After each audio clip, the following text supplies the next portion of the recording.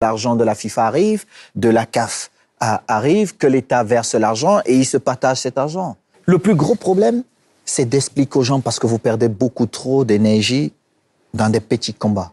Et dans les gros combats, vous n'avez plus suffisamment d'énergie pour les attaquer. On vous amène à perdre beaucoup trop d'énergie. On vous embrouille avec des histoires, manipulations. Justement, ces braqueurs qui sont à la solde de tout le monde, qui disent tout et sont contraires, c'est là où je reste lucide. Vous pouvez tous être contre moi, tant que je suis avec le droit et je suis mon projet, vous allez me demander de vous rendre compte à la fin de mon mandat. En fait, j'ai l'impression que ce que tu veux recréer, c'est un environnement, enfin, les mêmes environnements par lesquels tu es passé quand tu étais professionnel, footballeur, par exemple, en Espagne ou dans les autres pays. Tu essaies de recréer ça parce que tu te dis, au Cameroun, on a le potentiel, on a le talent.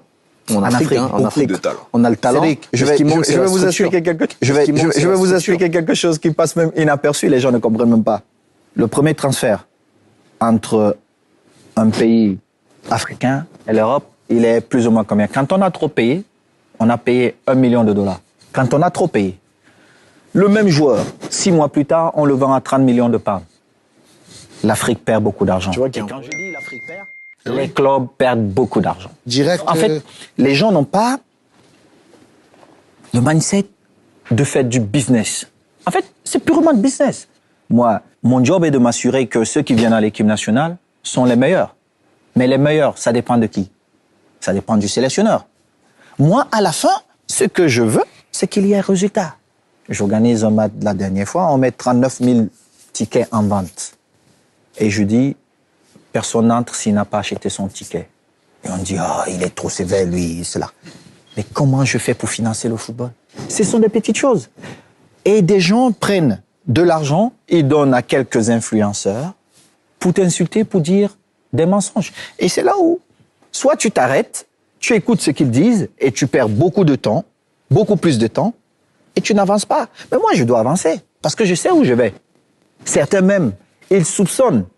Et d'autres qui ont peur de l'inconnu, ils disent, c'est peut-être bien, mais vu que moi j'ai mes 500 francs CFA qui tombent chaque soir parce qu'on me les donne comme ça, je préfère les sécuriser au lieu de regarder le million qu'il a devant lui. Et c'est ça l'Afrique. C'est pourquoi vous voyez, les gens n'osent pas. C'est pourquoi je t'ai dit, fiston, si tu veux investir, tu viens, 50-50, on crée des écoles partout. Si quelqu'un veut venir, et je vous invite à venir, on crée des salles de classe. On donne cette connaissance-là à ces jeunes. Ils doivent aller à l'école. Je sais bien ce que tu dis. On doit les donner l'opportunité.